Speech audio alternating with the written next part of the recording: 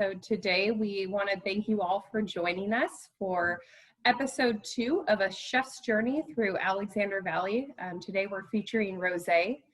And we hope you enjoy today's episode and will continue to join us for the remainder of this series.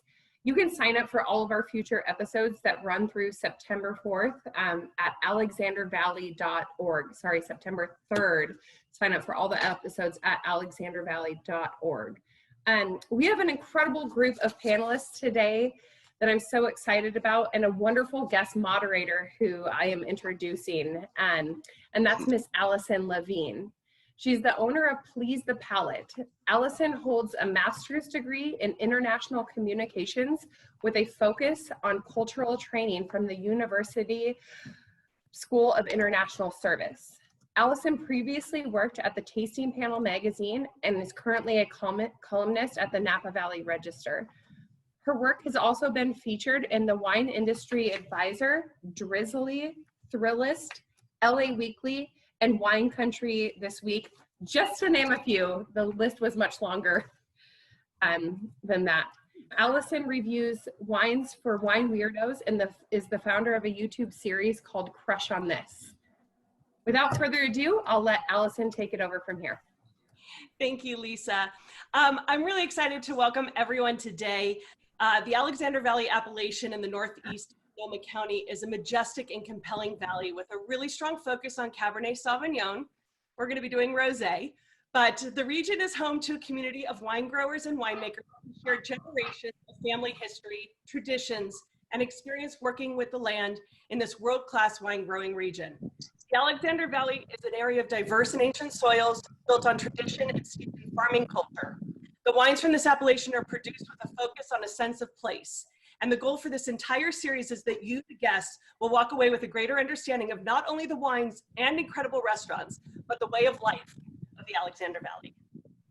So we're gonna start today. I'm really excited to talk about rosé because I always say drink wine, drink pink, because pink wine makes me happy. And you know the saying, rosé all day. There's always a good time for rosé. We don't like to judge it for its color, but what's so amazing about rosé, it comes from a variety of grape varieties. It comes from different shades of colors, as you'll see today. And we're excited to have two great winemakers here today to share their wines. And also, I'm really excited to have Chef Douglas Keane here to talk about food pairing with rosé. I first met Chef Douglas a number of years ago at CYRUS. I had the pleasure to eat there 2 times when it was in Healdsburg. And I actually have to share a story that I sent my parents there for their anniversary when they were up in Sonoma. And my dad had always kind of mocked me for my oohing and ahhing about food and wine. And they had a meal at CYRUS that he called me afterwards and explained to me that he had been given a Nebbiolo that he thought was okay. He didn't love it. And then your food came out and he tried it with your food, and I heard him go on and on and on about food and wine pairing. That aha moment that changed for him, and I know it changes for all of us when we have those. So I wanted to find out from you, what are the dishes you created that would give us our aha moments with rosé? I obviously got lucky on that Nebbiolo pairing, huh? Every clock is right twice a day, huh? Well, I'm glad he enjoyed it. Yeah, I came up with 2 dishes for both these amazing wines. Really, it was, you know, rosé, people think of it as a summertime. I actually like to drink rosé all year, just because I prefer acidic wines, light crisps type of wines, and food-friendly wines. So I just took summer as the inspiration for this, and things that were like easily growing out of the garden that everyone has: tomatoes, cucumbers. We also have some amazing king salmon floating around this time of year, the local king salmon. And so we did a couple different recipes. And the first one was just a simple chilled soup that you can make a few days ahead of time.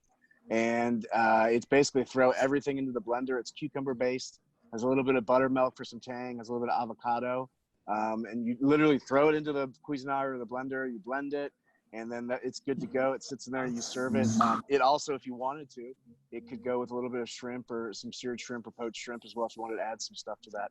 But it's super simple. The acid, the lemon juice at the end kind of picks it up a little bit, and if these wines, both these wines actually stood up really well with acid, which is always a treat to cook with wines like that. Makes my job a whole lot easier.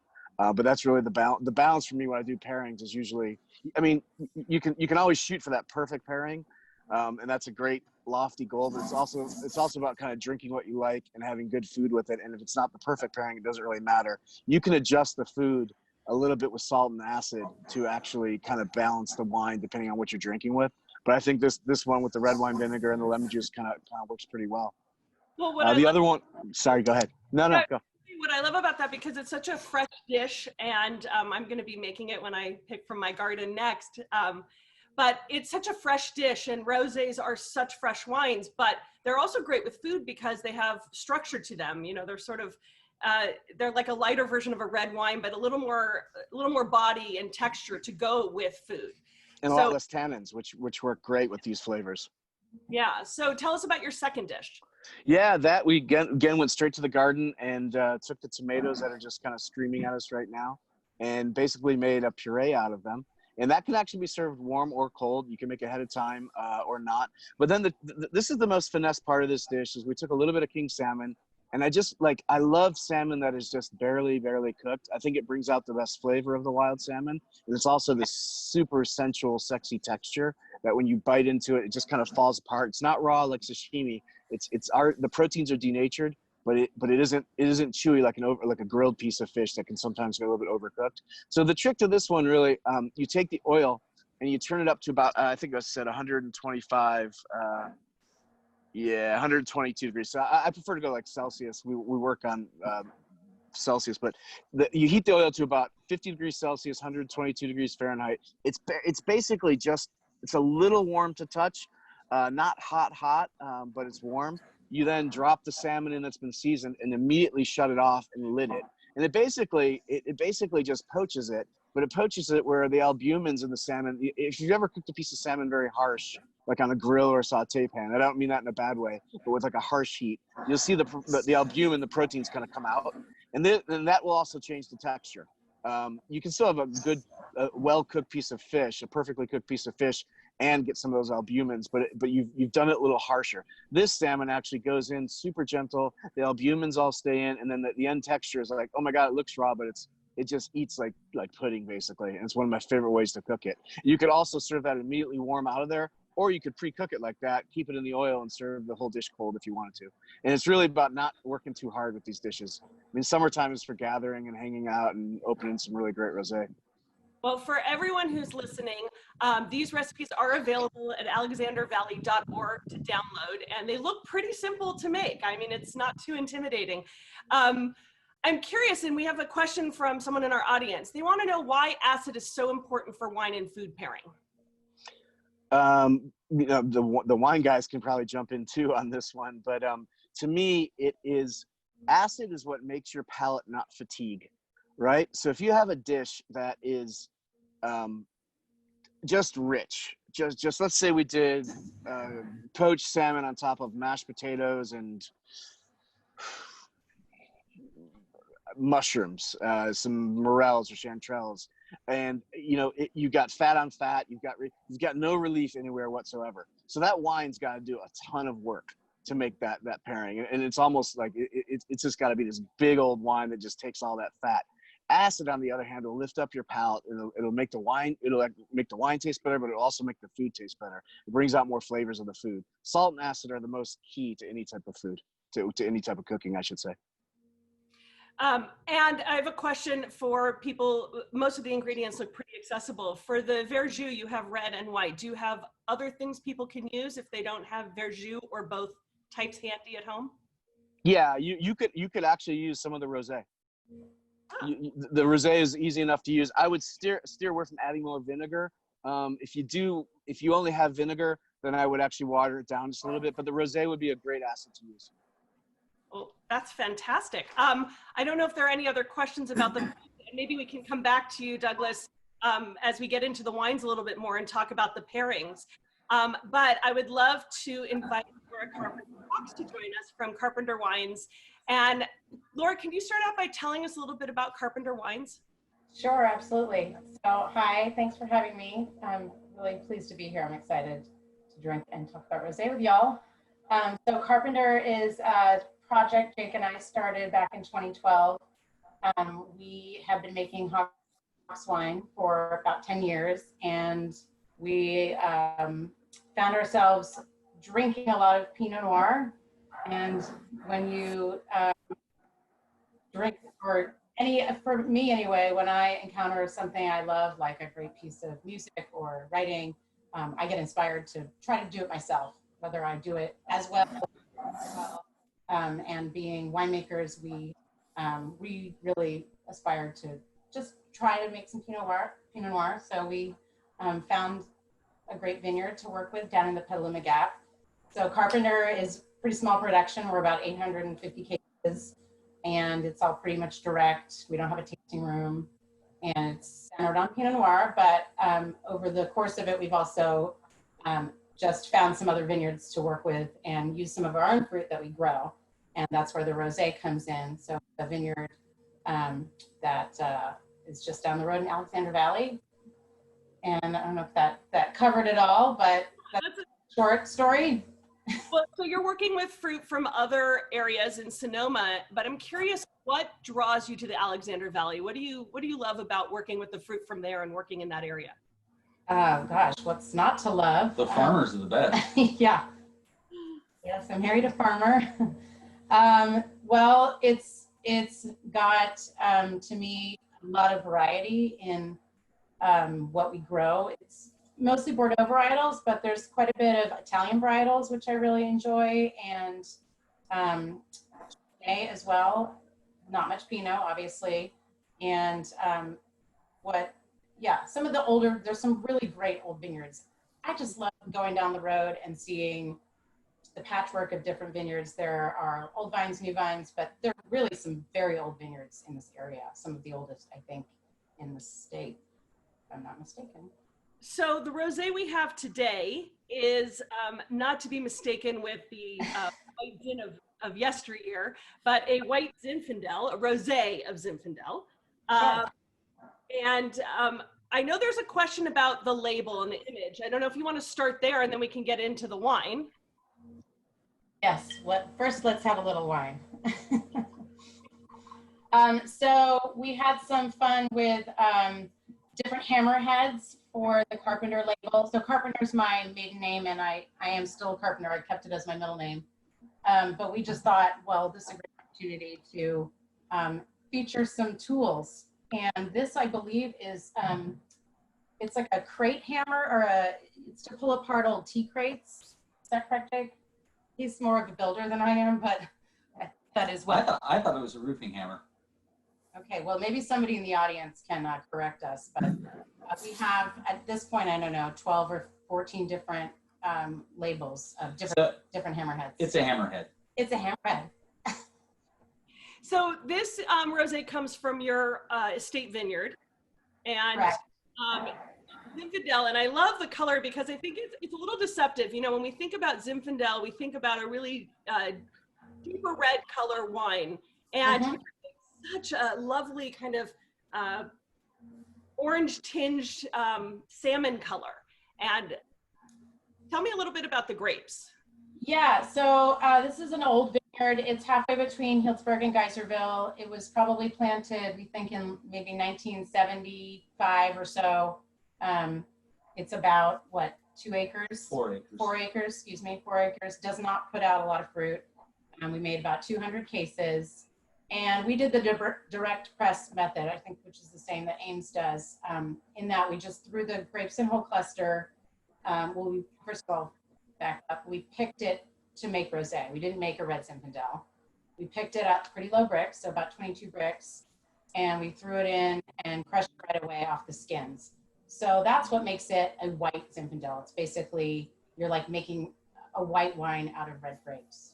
And this is the color it, I think, is typically if you do it in that method. So yeah, the grapes are really tasty at that level of sweetness. I think it makes for really bright acidity and that really pretty, as you said, kind of coppery color. And frankly, I gotta say, we were rather surprised at how well it turned out. Not that you know, I haven't ever had a white Zinfandel I didn't like, but maybe not this much. And I like rosés made from a variety of other grapes, Tempranillo, Grenache, lots of grapes, but it seems like the white Zinfandels I've encountered have not been this dry and bright and fresh. Yeah, it has a really beautiful texture on the palate. It just sort of tingles and leaves this kind of like soft sandpapery flavor feeling in the tongue.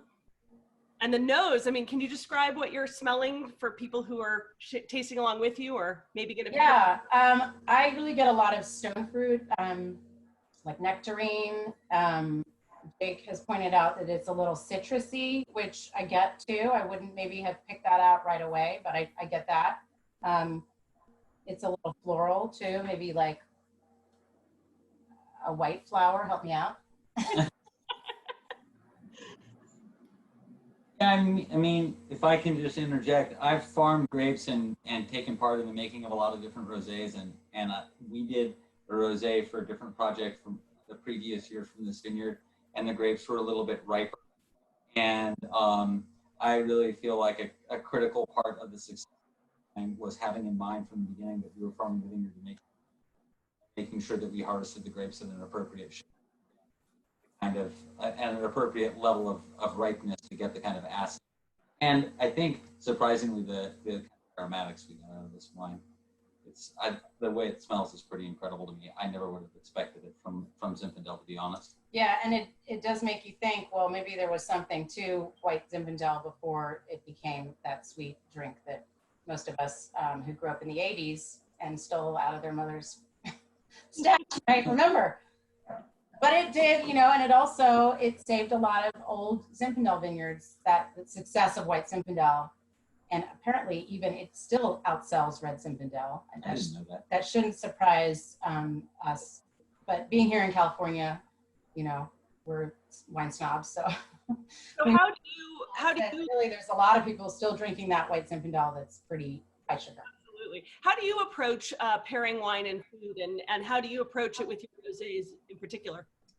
Well, I got to say, I really agree with Doug. I think you should drink what you like and eat what you like and play around with it. I mean, again, you can find the perfect pairing, and I really do try to be thoughtful when I do tastings for my guests to have something interesting that brings out a different flavor or layer in the wine, or texture, or in the food. You know, if you're doing your job, you know, there is a symbiosis and it's more than a sum of its parts, but to just try to find something that works and that's visually appealing and fun. And I mean, it's all about summertime right now, so it's hard to go wrong with produce. I'm kind of trying to keep it pretty simple and fresh, and lots of veg and fish, because we're blessed here with, you know, great fish. And yeah, so.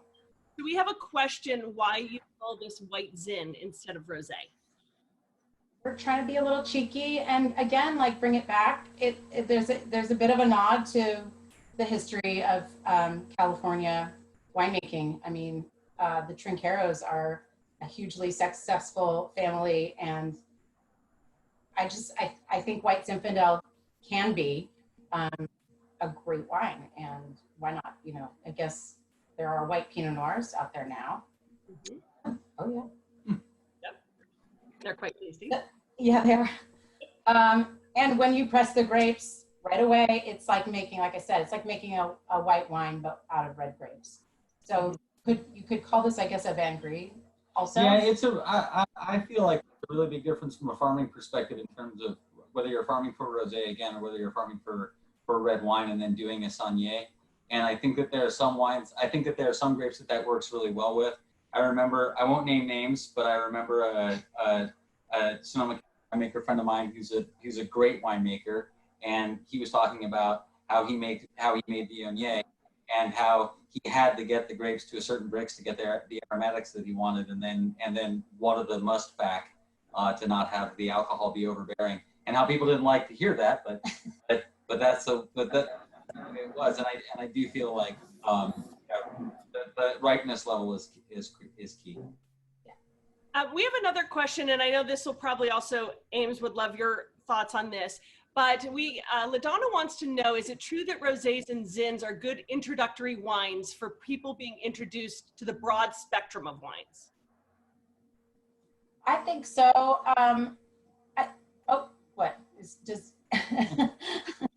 Ames, do you want to jump in? Go ahead.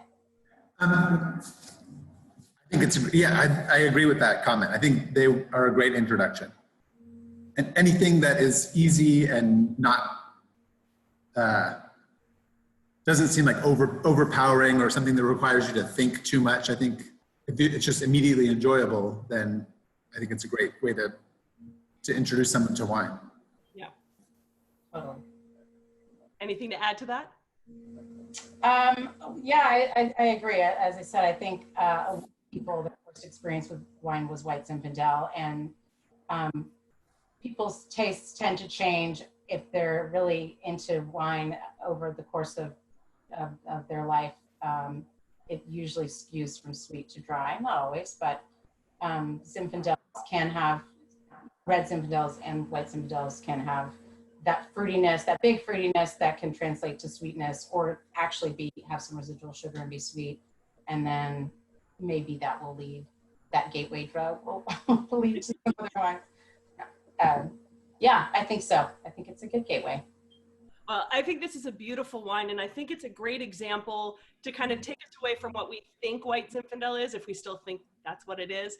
That rosés are not what we drank 20, 30 years ago, and that they're much more structured and complex, yet enjoyable and fresh and fruity and fun. And so if somebody wanted to get your wine, where can they find it? Thank you for asking. Yes, so anybody could go online and go to carpenterwine.com, and I have a fairly workable website, or you can contact me via email, Laura@CarpenterWine. I'm pretty much it. It's me and this guy, and don't call me. We're pretty, bare bones, and of course the vineyard folks and our cellar crew that helps out. But yeah, they can go to carpenterwine.com or send me an email. Thank you, Laura. Absolutely, thank you. We can come back with some questions, and feel free to post any more that you have for Laura. We'll have Jake come back and join us in a second. And before we go to Ames, Douglas, I want to come back to you for a quick second. Having tasted this first wine, what are sort of your thoughts in terms of pairing it with your two dishes? Is there one that you think it might stand out a little bit more with, or still work with both dishes? Yeah, it would work with both. I think if we're going to pick one, the cucumber. Cucumber, okay. Yep, absolutely. And I was asked a question from Dina, who wants to know, and maybe you can all take a part of this, but could rosé pair well with a spicy Indian prawn coconut curry?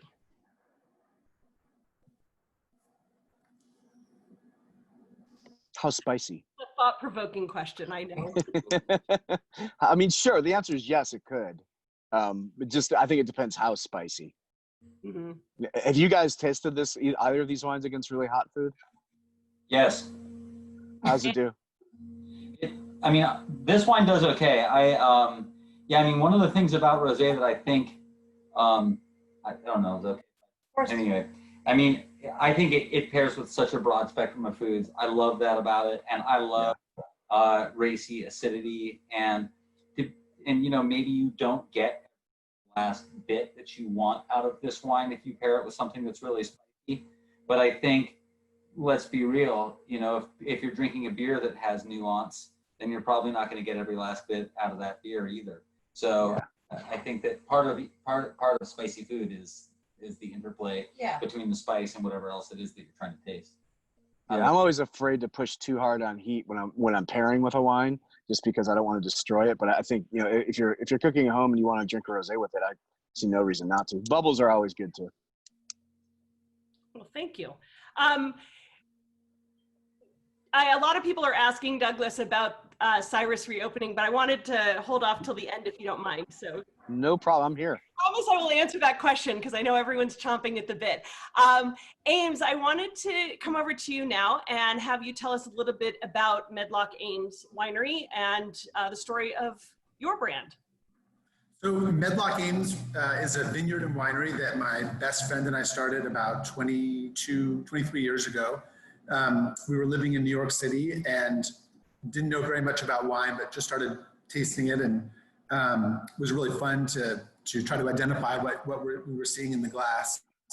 And I grew up on a farm, and so for me, what was most fascinating was the effect that the weather, that soil, climate, and just sort of all those conditions have on the flavor in the glass. And even to this day, that still really inspires me. It makes me just so curious about how to influence the flavor with the farming. And it just seems like amazing that just dirt and water and sun can create this beautiful concoction. And so when we were living there, I always tell the story, one time we had a little too much wine to drink and had this crazy idea that we could move to California and make wine. And when we sobered up the next day, we still felt like it was a good idea. So within a couple of months, we quit our jobs. We moved out here. I started studying at UC Davis, and I looked at about 100 different properties, a lot of bare land or a lot of abandoned vineyards, something that was kind of more affordable. And we looked at about 100 different places before we found this beautiful kind of semi-abandoned vineyard in the Alexander Valley. And it just felt right away. It was all planted to Merlot at the time. And Merlot was kind of popular then. It's in the southernmost point of the Alexander Valley. It's right where the Alexander Valley and Russian River Valley come together. It's a stone's throw from one of the Hawkes vineyards that Jake farms. Our very first wine was released right when the movie Sideways came out, and all we had was Merlot going into the market with a wine that nobody wanted. So it was a great introduction to the world of wine sales, and so we kind of scaled back how much Merlot we were making, and we turned some of it into rosé. And kind of like Laura's comment earlier about how white Zinfandel really, it's much maligned, but it saved a lot of beautiful old heritage Zinfandel vineyards because it was when no one wanted to buy Zinfandel or pay any money for it. It kind of created this new product that kind of kept these vineyards in the ground. And so a lot of our rosé comes from these old Merlot vineyards. Some of them are 40 years old. There are these hillside terraces. They have some disease. Every year the yields go down, and this is our least expensive wine, so it doesn't make much economic sense, but I love it so much, and it's really fun to make. As far as winemaking is concerned, it's about as close as we get to instant gratification, because we harvest this in September and we bottle it in January, and we release it by Valentine's Day. So that's a really, for compared to the other wines we make, that's a really quick turnaround. So we have a nice shot of the bottle. It's a really bright, like kind of watermelon pink color.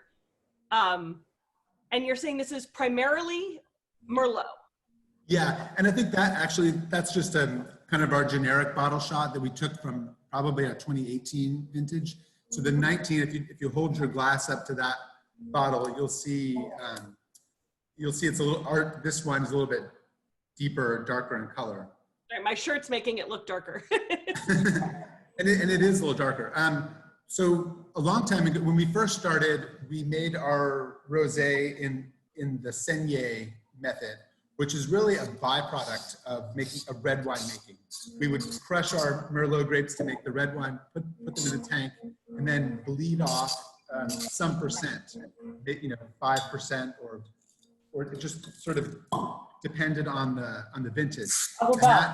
The purpose of that would be to concentrate the remaining juice around the same volume of skin, so it kind of gives the red Merlot a little bit more concentration, more tannin, especially helpful in a vintage where could be some late rainfall. The juice could be a little bit diluted from too much water and the grapes have taken up. But like I say, it's really a byproduct, and it's not as good. It's different, I should say. It has more tannin. It's darker. It is a great food wine. It's a great picnic wine. But we decided that if we really wanted to make a rosé, we needed to dedicate certain blocks to it and do, like the Carpenter, a direct to press method. So it's really treated exactly like, once it's harvested, you treat it as if it's a white wine. So it goes into press, and actually the one slight difference is after we harvest, we let the fruit sit overnight, and that and when we're harvesting, even though we're very careful not to break any skins, a few skins get broken, and that allows this. It sort of begins this enzymatic process that allows the anthocyanins, the color in the skin, to release into the wine. So it gives it a little bit of color. When we've done that without that technique before, we would get very, very pale rosé. It almost looks like a white wine. In fact, our rosé tank was right next to our Sauvignon Blanc tank, and I sometimes had to just double check the labels on the tanks because they looked almost identical. It was so pale. But with the 19, we did this process where we give a little bit of pre-pressing skin contact. Then and we also I think it's probably, we have a sort of a similar philosophy to Laura's approach to making her rosé, in that we try to pick pretty early. So we're about 21 to 23 bricks, and we pick on the early side to get a lot more freshness and acidity. We've tried picking later, and we get more sugar a little bit, and sometimes that extra alcohol that sugar brings can give the wine more body. But with Merlot, when we harvest it a little bit riper for rosé, it tends to have a more kind of stemmy character that we don't like as much. So by picking early, we get these more pure flavors. Mm-hmm. Then during the fermentation, we do or at the end of the fermentation, we do lots of lees stirring, similar to what people do in making Chardonnay. And that when the yeast is finished fermenting the wine, it sort of settles to the bottom of the tank. And those yeast cells, if we stir them, they kind of break open. And inside those cells are these amino acids that get released into the wine, and it gives the wine this richness, and that kind of helps balance the acidity that we get from harvesting on the early side. Mm-hmm. I'm amazed at the depth of color, considering you don't sit 24 hours, 36 on the skins and the juice. Yeah. And like I said, we bottle it pretty soon. And aromatically, in order to sort of enhance the aromatics, we played around with different yeasts that are designed to kind of get the most out of the wine. And the one we use is called Actiflor. And some of the aromas that I find in this wine are, it has some cotton candy and rose petal aromas, and like some raspberry and fresh strawberry, and then a little hint of cinnamon at the end, which is kind of interesting because I sometimes get that in our red Merlots as well, sort of a spicy character.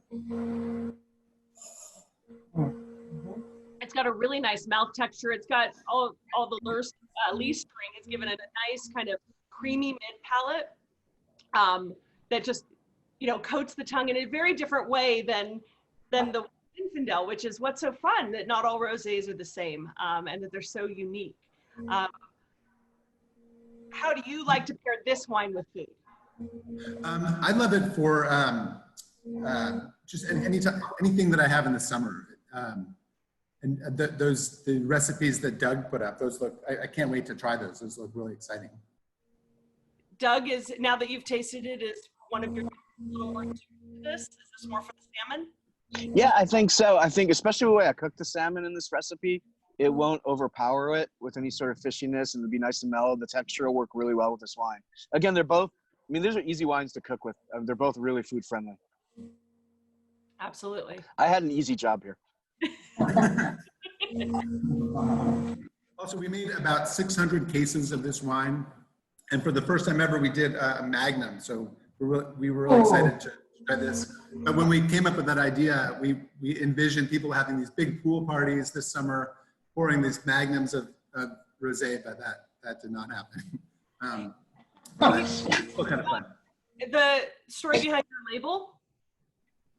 Oh, I like the yeah. So we were really inspired by kind of modern design. We really love the Ray and Charles Eames, and they made this classic, this famous chair called the Eames chair, and it was designed in the 1950s, and it still looks like very contemporary today. It's just amazing that it's really held its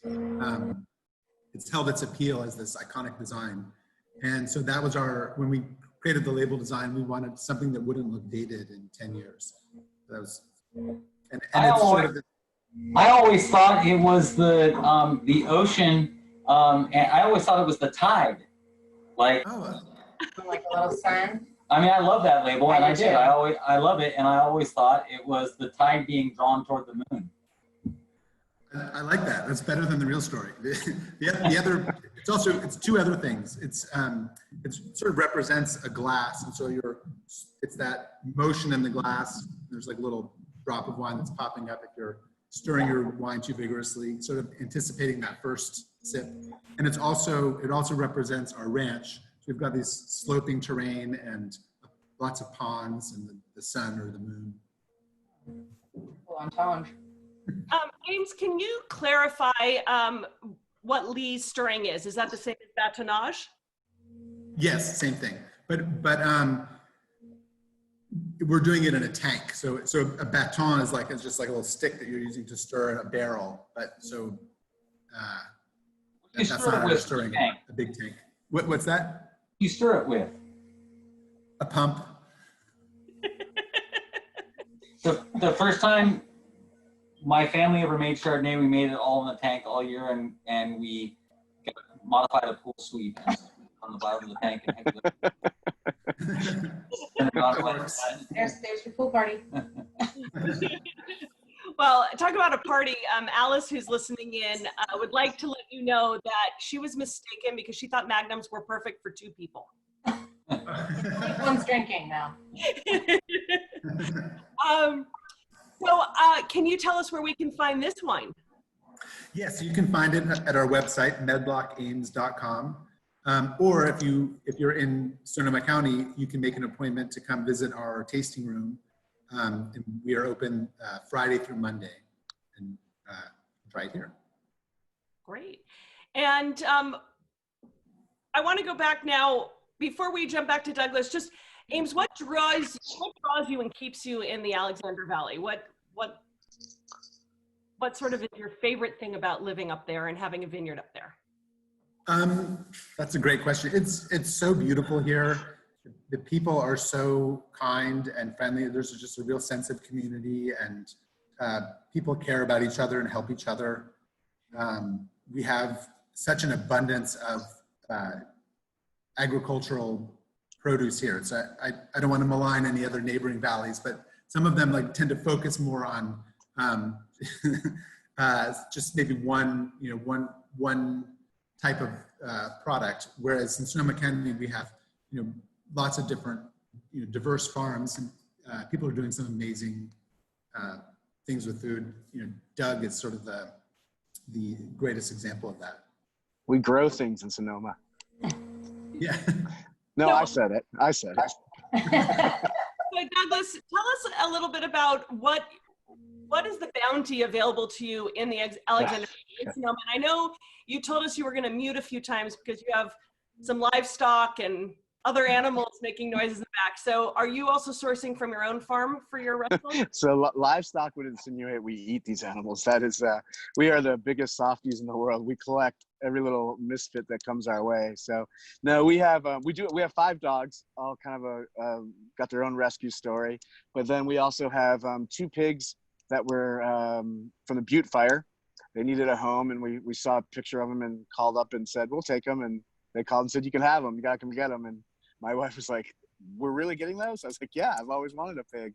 So we have 3 goats.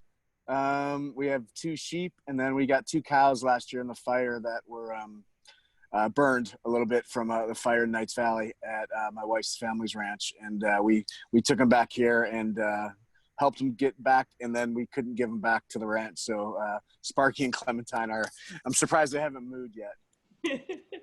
So no, there's no sourcing here. These are all well-fed. It's a prime ranch for sure, but no one will ever know.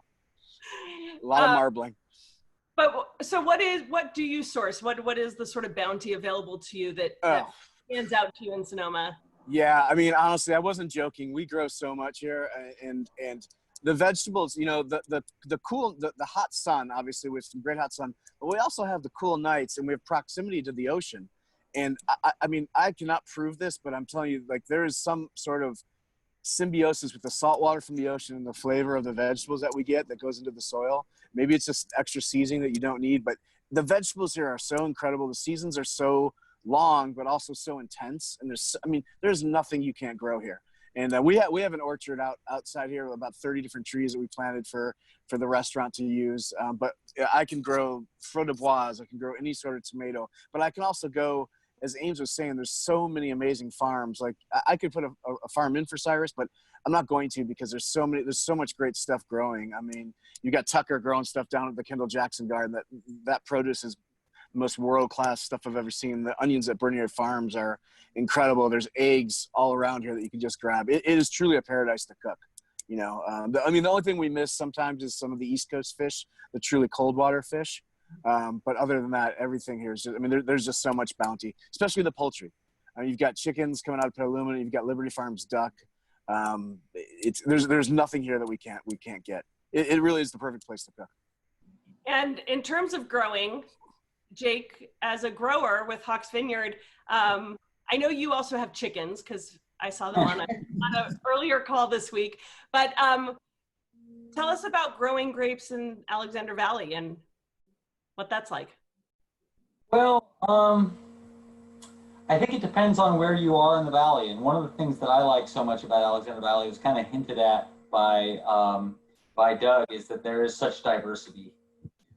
I grew up in the southern end of the valley, and on Chalk Hill Road, actually just right down the street from where Medlock Ames is. And that's a hillier, cooler, adjoining the Russian River, foggy kind of climate. And as you go north in the valley, it gets hotter and hotter.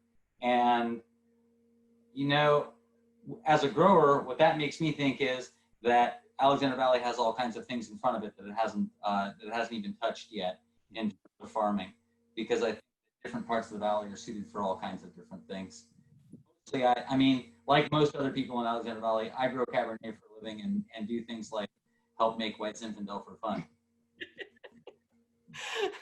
And you touched upon this a little bit at the beginning, but you're picking your Zinfandel.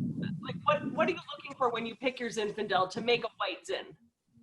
Well, I mean, I think that one of the things, okay, a long answer. I think that one of the things that draws people to rosé, to pink wine in the first place, is this idea that you don't have to take it too seriously. And I think that that's great. In the world of wine, I think it's welcome, because I think a lot of the time people take wine so seriously that it has a kind of pretentious or intimidating aspect. And I think that one of the things that's so appealing about rosé is that people don't feel that they need to take rosé that seriously. But at the same time, I think that I love drinking rosé, and I drink it a lot. And a lot of the time I feel like the bar that is trying to be hit is like, make it pink, make it cold, and call it good. And I feel like, you know, okay, maybe we're not aiming for something profound, but at the same time, I think what I think makes a great rosé is a lot of great white wine. You know, when you're farming Chardonnay, I think you think really a lot about aromatics. And I thought about this in the farming of this. I farmed for other rosés too, and I thought about that in the farming of this rosé. One of those smells incredible, and that goes to not overpropping the vines, and it goes to not letting things get overripe and not overwatering. Trying to get, if not some tannin and color, some concentration of aromatics. Fantastic. I know that everyone is asking for one really important question, so I will get this out of the way, but please feel free to ask any questions or if you guys want to share anything else. But Douglas, when are you reopening CYRUS? Whoa, that's a great, I don't know the answer. We are working so hard on it right now. We put in our permits, our building permit went in this week. And so we are yeah, well, there's still some hurdles, but yes, thank you. It's been a long ride. We are hoping to start construction by the end of the year. And so that would give us, it's not a big job. It's probably it's easily less than 12 months.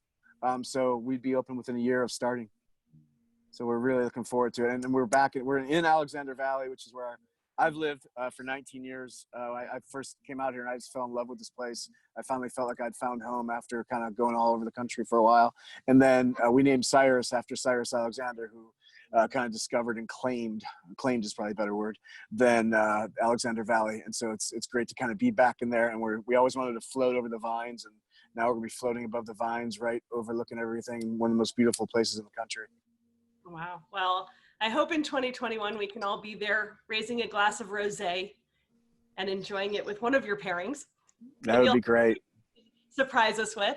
I don't know if there are any more questions, any more comments from anyone? No? Then I want to thank you for joining us. Yeah, it's really good. Really good. Okay, I want to thank you guys for joining us, the Alexander Valley wine growers and all of us here today on the second episode of a chef's journey through Alexander Valley. So you should continue following the journey of food and wine. You can go to alexandervalley.org and register for future episodes. They're going to be each Thursday at 4:30 p.m. Pacific time through September 3rd. Lots of great themes: Sauvignon Blanc, Merlot, touch upon all the different grape varieties, Chardonnay and Cabernet Sauvignon. So this was the best because it's rosé, but I hope you guys will join, and thank you for joining us today. And thank you, Jake, Laura, Ames, Douglas. It was really fun, and I love your wines. I'm going to keep sipping on them and maybe try one of your recipes if I'm brave enough, Douglas. No, they're easy. Very much, Allison. Thank you. Stay safe, everybody. Thank you, everyone. And you can find the recipes online at alexandervalley.org under the episode and under Chef Douglas Keane's name. And we will also email them to all the followers. So thank you all again. Cheers.